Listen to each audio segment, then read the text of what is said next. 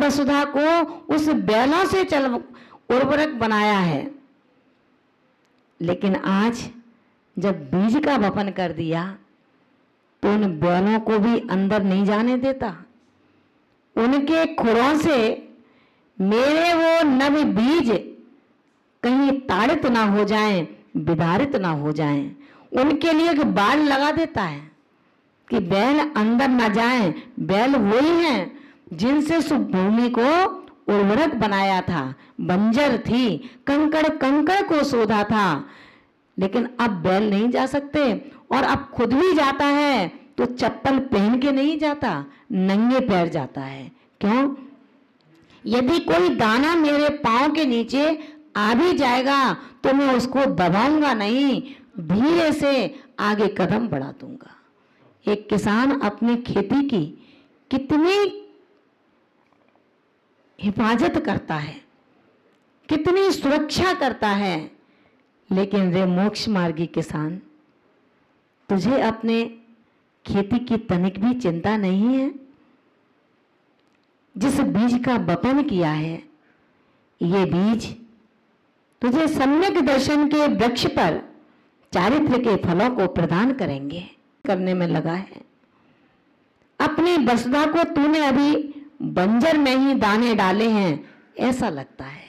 अगर इस हृदय खेत के बंजर वसुधा को तू उर्वरा बना लेता, श्रद्धा का नीर देकर और गुरु का आशीष लेकर, तो निश्चित रूप से इस बंजर वसुधा में जो तूने बीजों का वपन किया और उनको खुद ही कुचले दे रहा है, कैसा किसान है। जब तेरी फसल नहीं आएगी तो सिर पकड़ करके रोएगा कि सारी बरसात निकल गई और मेरी फसल पल्लवित न हो सकी। हमारे जीवन के वर्षा युग का काल यूं ही गुजरा जा रहा है, लेकिन फिर भी हमें किंचित भी चिंता नहीं है कि जब ये वर्षा काल निकल जाएगा तो अब बचेगा क्या। जब 4 माह निकल गए 12 में से तो बचा क्या? शून्य ही तो बचा।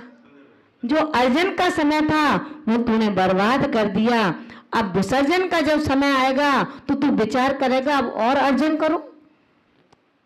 रे घातक, तू अपना ही घात अपने आप कर रहा है। जब तुझे लगे कि मैंने संयम के बाने में कसाई को स्वीकार कर लिया है, तो दौड़ करके उस किसान के पास जाना जिसने तुझे चुपचाप बीजों को दे करके तुझे बहुत बड़ा मालिक बना दिया उस चारित्र के रथ का। किसान कौन है? वो गुरु अपने ऐसे किसान हैं जो हमारा शोधन करते हैं, हमें बोध देते हैं, बोध से बोधि को प्रदान कर देते हैं। ऐसे वो गुरु रूपी किसान के चरणों में जाकर के बैठ जाना और केवल कहना यही कि मेरे संयम के चोले में क्रोध विभाव परिणामों का जन्म हो चुका है। उस गुरु रूपी किसान के अंदर इतनी क्षमता है, इतना साहस है, इतना विश्वास है कि वो तुम्हारी बंजर वसुधा को पुनः उपदेश के नीर से, स्नेह की छांव में और श्रद्धा की पवन बहा करके तुम्हें पुनः बंजर से उर्वरा बना देगा। आचार्य भगवान ने यही कहा कि तत्भान में लीनता ही ज्ञानी और संयमी के चिन्ह हुआ करते हैं।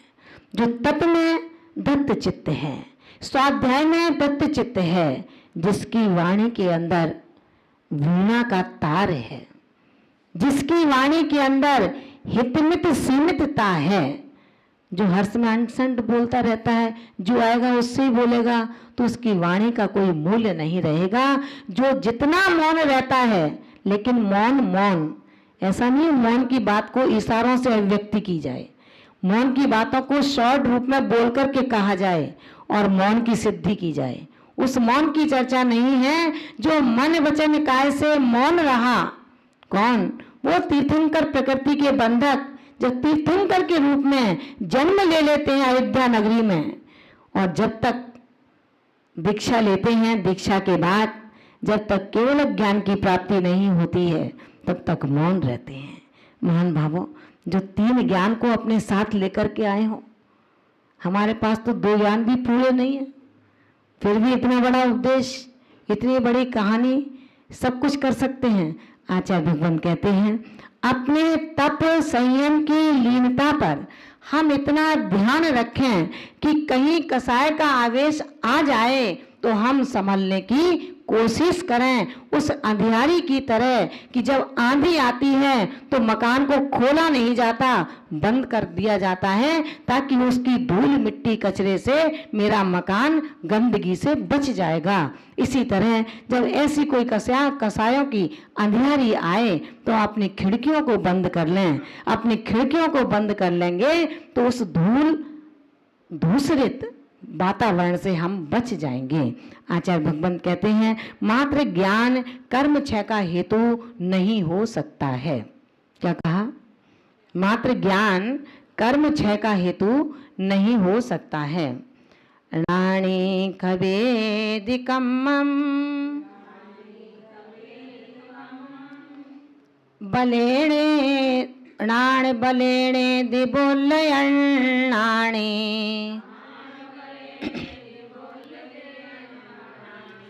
बेजो भेषजमहं जाने इदिणस्य देवाहि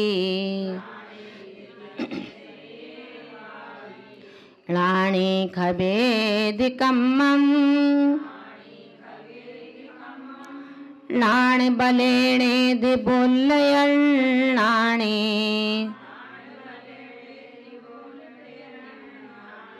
बेजो भेषजमहं जाने इदिणस्य देवाहि।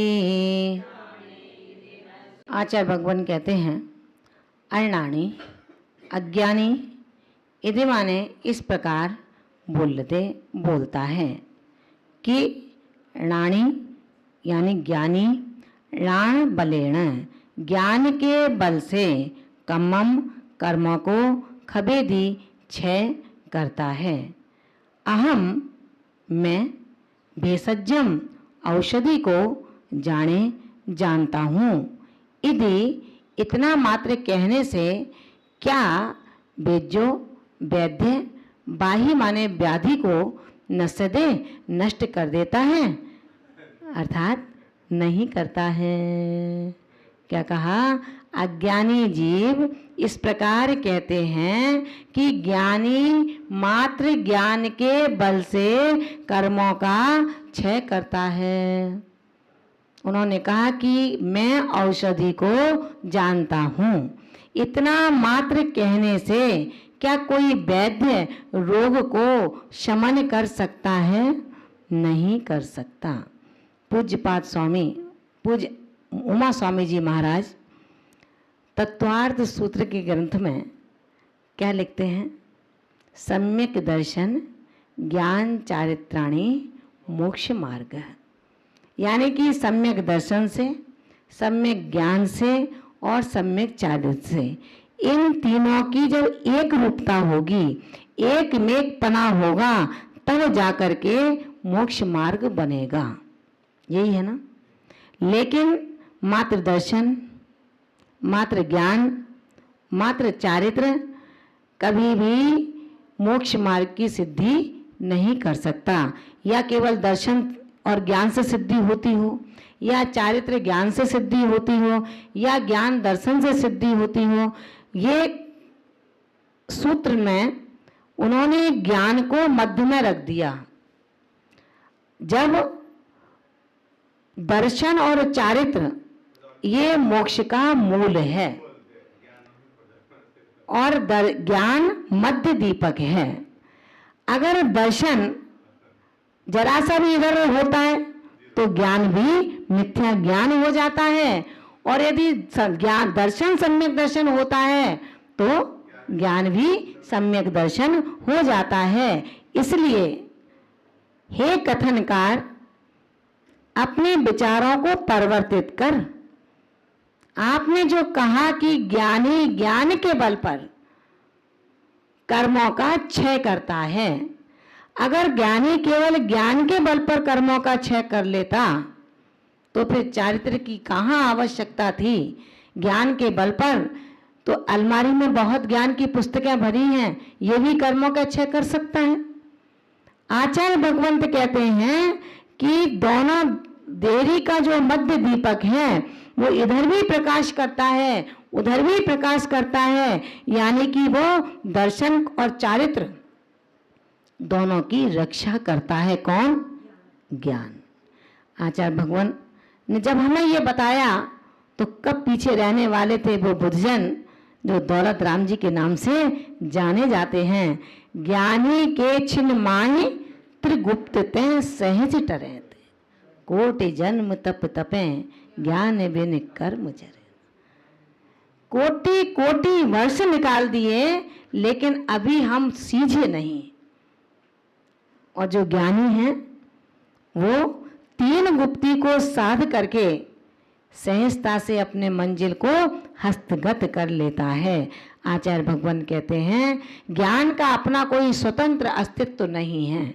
जब तक चारित्र और दर्शन नहीं होंगे तो मात्र ज्ञान वही है जो द्वादशांग है, जिसका सम्यक दृष्टि आश्रय लेकर के सम्यक ज्ञान की संज्ञा को प्राप्त कर लेता है और मिथ्या दृष्टि आश्रय लेकर के उसी ज्ञान को मिथ्या ज्ञान का आश्रय प्राप्त कर लेता है।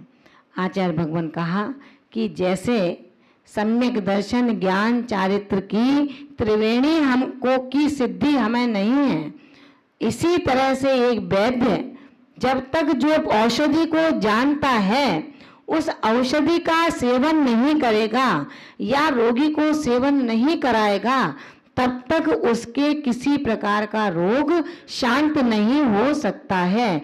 जैसे वैद्य औषधि जानने मात्र से रोगी का रोग समाप्त नहीं कर पा रहा, वैसे ही ज्ञानी मात्र ज्ञान के बल से कर्मों का क्षय नहीं कर सकता है। ज्ञान मात्र से कर्म क्षय नहीं होता है, ऐसा जो कहते हैं वो अज्ञानी हैं। समझ में आया? कुंद कुंद स्वामी ने तीसरी कारका में ही ये संकेत दे दिया था कि बोलो कम और करो अधिक, क्योंकि अधिक बोलने वाला ना जाने क्या क्या क्या बोल जाता है। हम कम बोल करके और सही बात की सिद्धि को सबसे पहले आत्मसात करें। हमें किसी से उत्तम क्षमा की अगर व्याख्यान करना है तो कम से कम 2 दिन पहले से हम उत्तम क्षमा को आत्मसात करना प्रारंभ कर दें। निमित्त मिलेंगे, आप निमित्त ना मिले, आप सोचें भैया मुझसे कोई निमित्त मत मिलाना, आज मैंने नियम लिया है इसलिए निमित्त मत मिलाना, मुझसे कुछ बात कहने मत आना। भाई निमित्त नहीं मिले और फिर कहो मैं क्षमा मैंने धारण कर ली है, तो ये तो वही बात हो गई कि सर्प के गले की थैली निकाल दी जहर की, दांत निकाल दिए, अब कहो कि देखो मैं कितना बलवान हूं, मैं सांप को पकड़ा हूं। अथवा सांप कहे कि देखो मैं बहुत क्षमाशील हूं, मैं किसी को काटता नहीं हूं, मैं किसी को दंश नहीं करता हूं। आचार्य भगवंत कहते हैं अब तू काट भी लेगा तो काटेगा किससे? ना तो तेरे पास दांत रहे और ना तेरी उस फुंकार में जहर का कोई पुट रहा। आचार्य भगवंत कहते हैं इसलिए अपने ज्ञान को सम्यक ज्ञान में परिवर्तित करने के लिए, अपने ज्ञान से चारित्र की सिद्धि करने के लिए और अपने ज्ञान को उस नींव मूल देने के लिए हमें सम्यक दर्शन की महती आवश्यकता है। उस सम्यक दर्शन के प्राप्ति के लिए हमें पथ्य का ग्रहण करना होगा। अभी तो हम अवक्ष भी खा लेते हैं, अपथ्य भी ले लेते हैं। हमारी जो इच्छा हुई उसकी हम डिमांड कर लेते हैं और जब घर वाले पूरे नहीं करते तो पर्ची डॉक्टर से लिखवा लाते हैं। तो दोगे आप हमें? ऐसे कोई नहीं सुनोगे तो ऐसे दोगे? डॉक्टर ने बताया दो अब तो चीज हमें। पत्नी ने कहा बहुत शुगर हो रही है, शक्कर मत खाया करो, तो शक्कर की रसना लोलुपी है, नहीं मानती। तो आपने कहा डॉक्टर साहब मित्र है मेरे, भैया तुम लिख दो भाई एक दिन में 1 रसगुल्ला जरूर खा सकते हैं ये। अब डॉक्टर ने लिख दिया, पर्ची पत्नी को थमा दी कि ले अब तो खिलाएगी रसगुल्ला मुझे। अब पत्नी क्या करेगी, अब वैद्य ने लिख दिया है तो मैं दे देती हूँ, तो उसने दे दिया रसगुल्ला। ये अपत्य जब तक खाते रहोगे, मोक्ष मार्ग में बढ़ने वाला आत्मा चाहे वो अनगार हो और चाहे आगार हो, उन दोनों के लिए पथ्य जो है वो पथ्य है। जिस समय तू भोजन की थाली पर बैठा है उस समय तू टेलीविजन को खोल मत। लेकिन जब एक साधक अपने भोजन की थाली कौन सी, उसकी समता रस से पगा हुआ सामायिक काल, जब अपने आत्मा की खुराक लेने के लिए उस समता की थाली पर बैठा है, उसके लिए पथ्य है कि तू अपनी आत्मा का ध्यान कर, अपने परमात्मा का ध्यान कर, अपने इष्ट का स्मरण कर, इष्ट वियोग मत कर, अनिष्ट संयोग का चिंतन मत कर। अगर करना है तो कर, मेरे लिए शरणभूत कौन है। अशरण अशुभ मनुत्तम दुख मानात्ममान वसाम्य भवन मोक्षस तद विपरीता तमे तु ध्यायन्तु सामायिके। ये सामायिक में ध्यान कर, मेरे लिए अशरण भूत कौन है और शरण भूत कौन है, मेरे लिए शुभ क्या है और अशुभ क्या है। उस सामायिक की थाली पर मैं अशुभ का चिंतन ना करूं, शुभ का चिंतन करूं।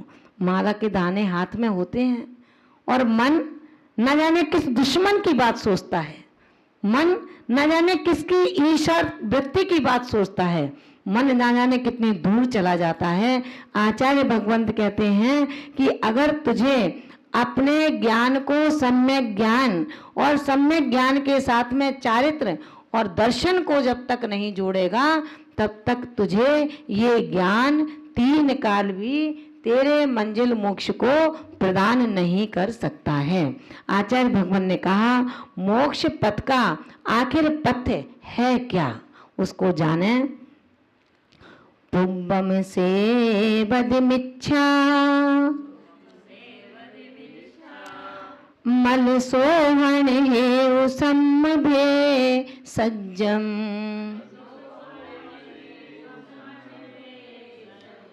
पच्छा से वधिकम्मा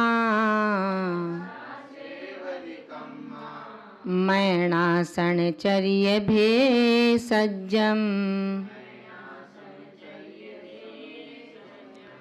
पुब्बम से वधिमिच्छा मल सोहन हे सम्भे सज्जम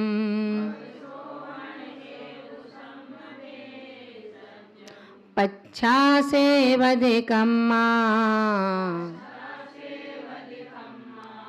मैणासन चर्य भे सज्जम।